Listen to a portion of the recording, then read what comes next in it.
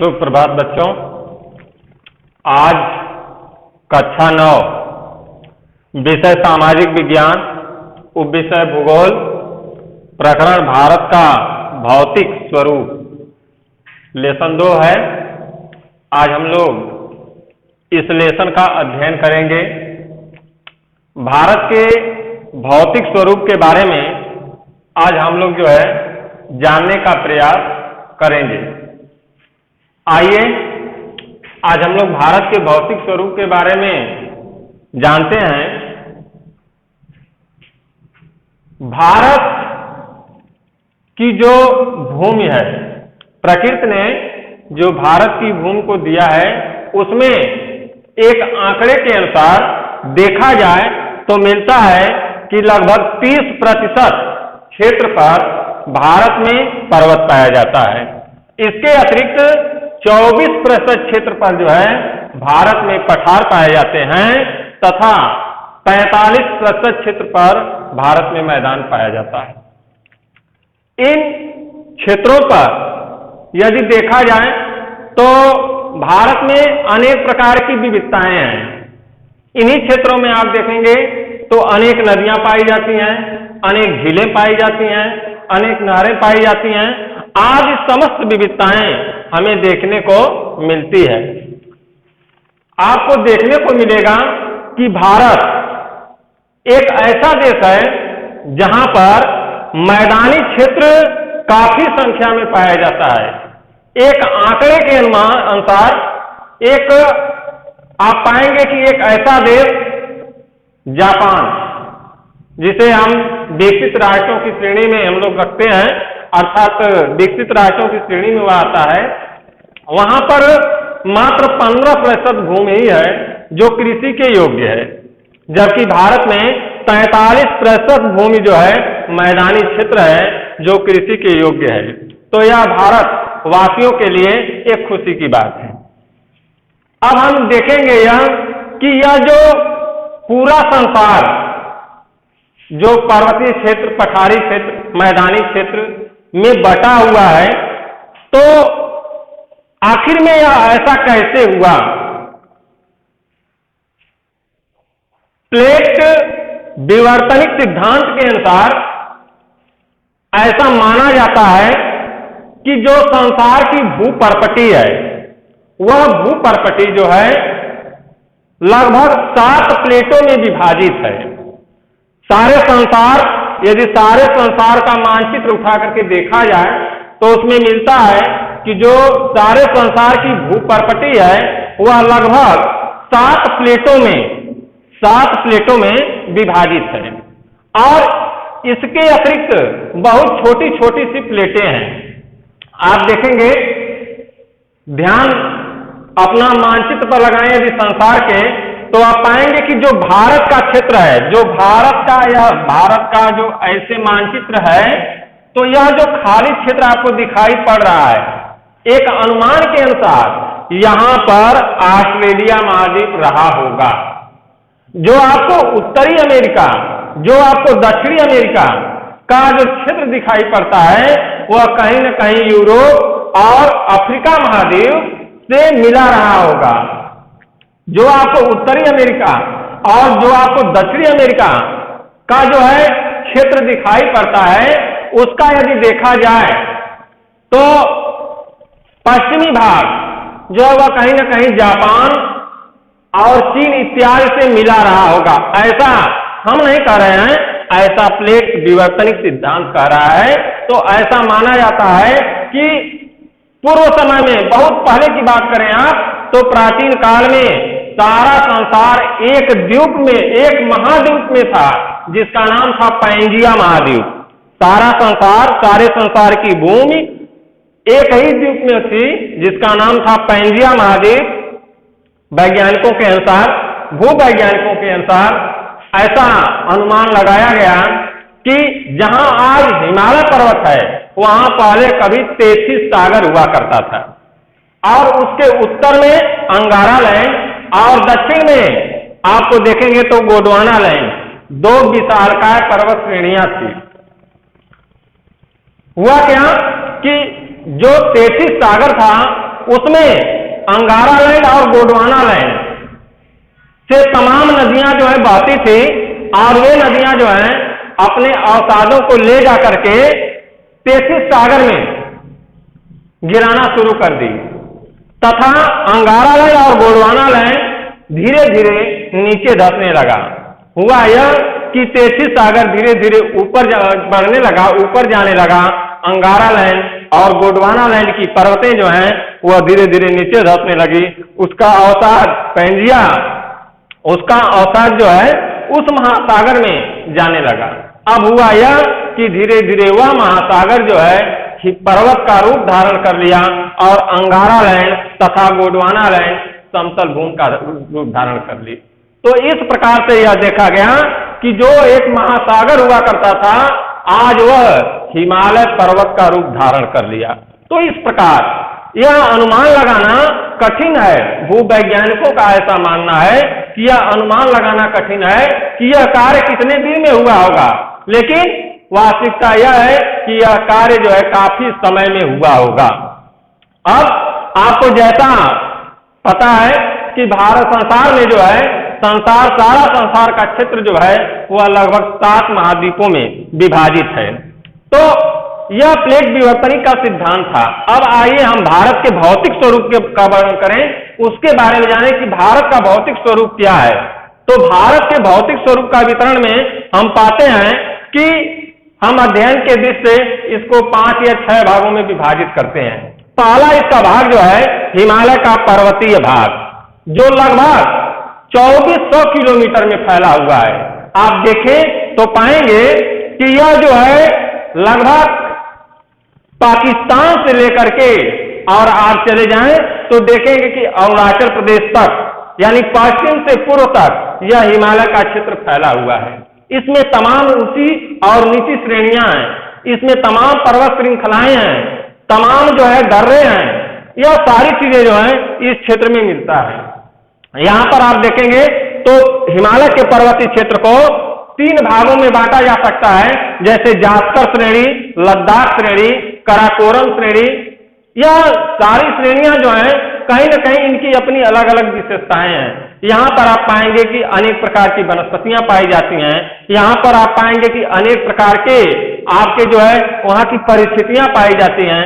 जैसे जैसे आप नीचे से ऊपर जाने का प्रयास करेंगे वैसे वैसे आपको तापमान में अंतर मिलेगा, वैसे ही वैसे आपको जो है वनस्पतियों में अंतर मिलेगा। तो यह सारी चीजें जो हैं हिमालय के पर्वतीय क्षेत्र में देखने को मिलता है।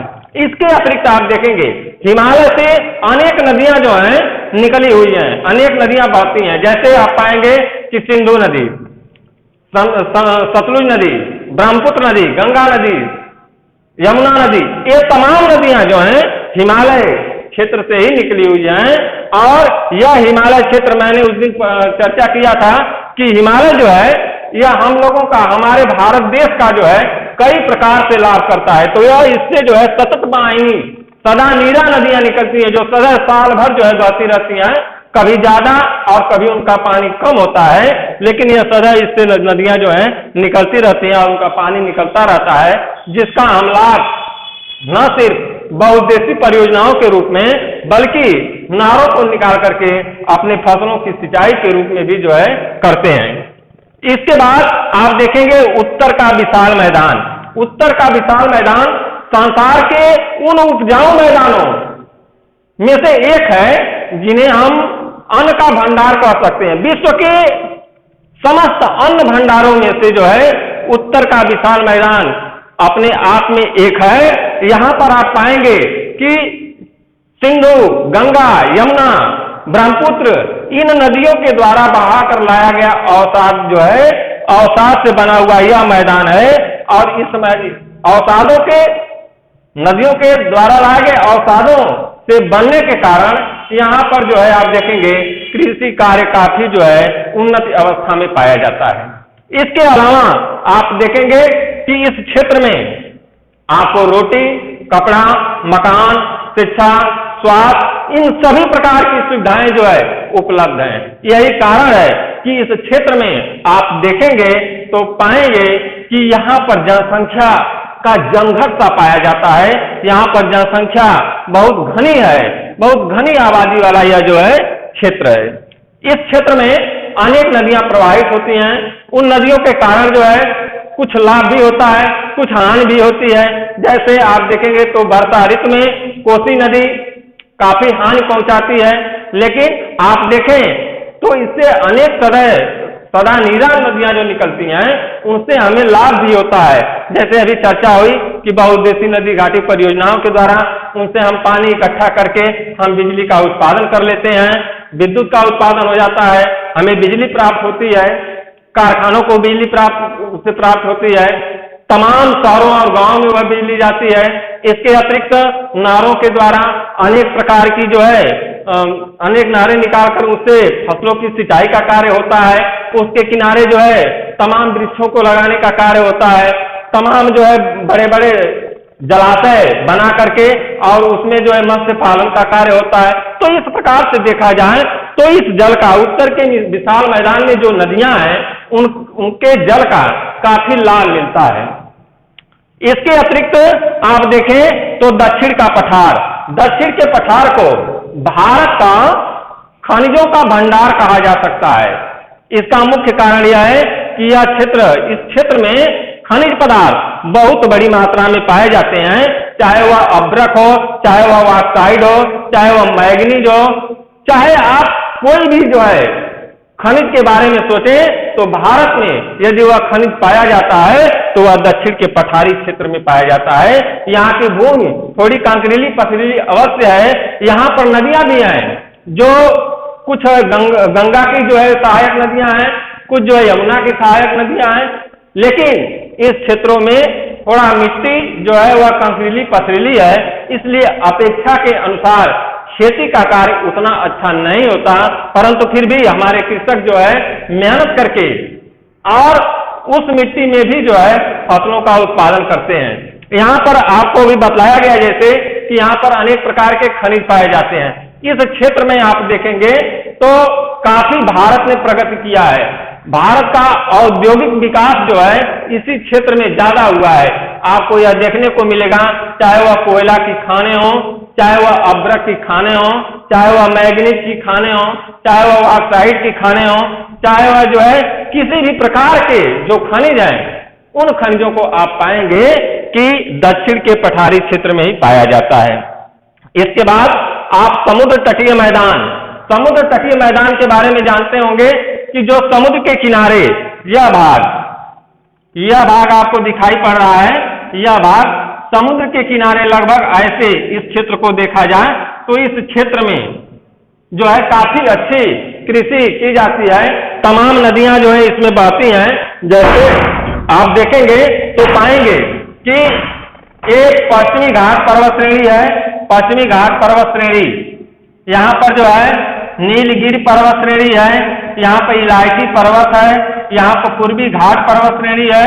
तो इस प्रकार की पर्वत श्रेणियां हैं। यहाँ पर आप देखेंगे जैसे दक्षिण के पठार की चर्चा हो रही थी तो यहाँ पर आप देखेंगे कि सतपुड़ा पर्वत है, यहाँ पर अजंता पर्वत है, यहाँ पर विंध्याचल पर्वत है।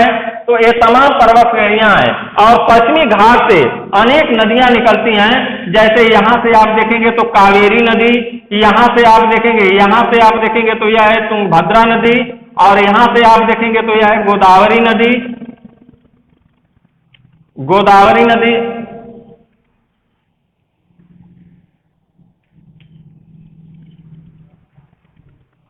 यहां से आप देखेंगे तो पाएंगे या कृष्णा नदी या गोदावरी नदी या तुंगभद्रा नदी। इसके अलावा आप पाएंगे यहाँ पे है महानदी, यहाँ पर आप पाएंगे यहाँ पर जो है दामोदर नदी, यहीं पर है स्वर्ण रेखा नदी। तमाम नदियां जो है प्रवाहित होती है। यहाँ से आप देखेंगे तो यहाँ पर नर्मदा और ताप्ती नदियां जो हैं, यह नर्मदा और ताप्ती नदी, तो यह नदियां जो है इस मैदानी क्षेत्र को उपजाऊ बनाए हुए हैं। और इसका मुख्य कारण यही है कि यह मैदान इसलिए उपजाऊ बना है क्योंकि ये इन नदियों का जो है बहाव बंगाल की खाड़ी में है और इधर से इन दो नदियों का बहाव जो है अरब सागर में है। तो इन पर्वतीय क्षेत्रों से इन नदियों को जल प्राप्त होता है और ये नदियां प्रवाहित होती हैं। तो इस क्षेत्र में आप देखेंगे तो यहाँ मुंबई के पास लगभग महाराष्ट्र के पास कोंकण क्षेत्र, यहां पर कोंकण क्षेत्र पाया जाता है। कोंकण क्षेत्र, यहां पर आप देखेंगे यहां पर मालाबार का पठार, मालाबार क्षेत्र पाया जाता है। यहां पर आप देखेंगे जो है यह मैदानी क्षेत्र जो है कोंकण क्षेत्र, मालाबार का पठार, और यह मैदानी क्षेत्र जो है काफी उपजाऊ क्षेत्र है।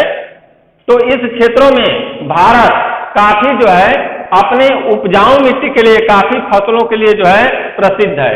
इसके अतिरिक्त आप देखेंगे मरुस्थलीय क्षेत्र, मरुस्थलीय क्षेत्र में आप पाएंगे कि राजस्थान का पश्चिमी भाग जो है आता है, जहां पर पानी का सदर अभाव होता है, जहां पर कटीली झाड़ियां ही पैदा होती हैं, और वो भी कटीली झाड़ियां यदि उनको हरे रूप में देखा जाए तो वह वर्षा ऋतु में ही पाई जाती हैं।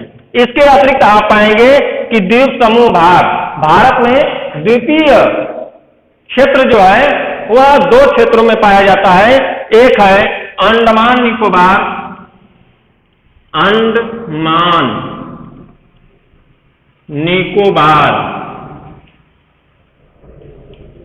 अंडमान निकोबार द्वीप समूह, और दूसरा क्षेत्र है लक्षद्वीप।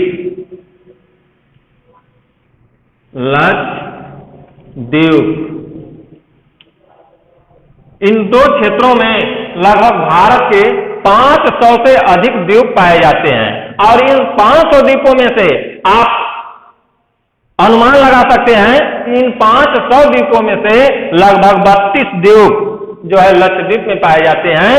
यानी कुल द्वीपों की संख्या 572 है, और उनमें से 32 द्वीप लक्षद्वीप में पाए जाते हैं, और वो भी लगभग 7 से 9 ऐसे द्वीप हैं जहां पर कोई भी मनुष्य निवास नहीं करता है। जबकि अंडमान निकोबार द्वीप समूह जो आप पाएंगे यहाँ बंगाल की खाड़ी है, इसी क्षेत्र में जो है अंडमान निकोबार द्वीप समूह है।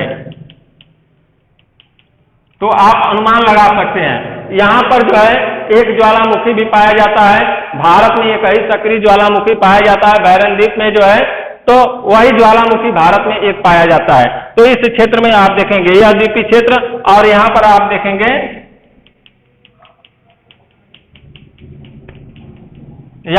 देखेंगे तो यह जो है लक्षद्वीप क्षेत्र। तो यह चीजें आपको देखने को मिलती हैं। तो भारत के भौतिक स्वरूप को देखा जाए तो भारत के भौतिक स्वरूप में काफी विविधताएं हैं, और इन विविधताओं को देखते हुए भारत में कहा जाता है कि भारत की भौतिक विविधता जो है वह बहुत ज्यादा है, एक नहीं बल्कि अनेक है। यहाँ पर पर्वत भी पाया जाता है, यहाँ पर पठार भी पाए जाते हैं, यहाँ पर मैदानी क्षेत्र भी पाए जाते हैं, यहाँ पर वर्षा भी खूब ज्यादा होती है, यहाँ पर अधिक से अधिक ठंड भी पड़ती है, यहाँ अधिक से अधिक गर्मी भी होती है। यानी जलवायु के दृष्टि से भी देखा जाए तो भारत में संसार के सारे देशों की जलवायु जो है भारत में पाई जाती है। तो आज बस इतना ही, यह लेसन समाप्त हुआ। अब इसके बारे में अगली वीडियो में जो है लिखवाया जाएगा।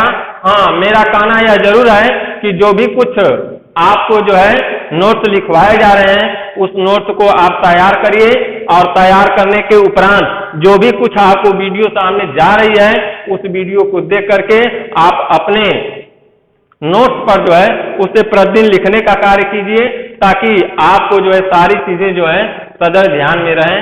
धन्यवाद।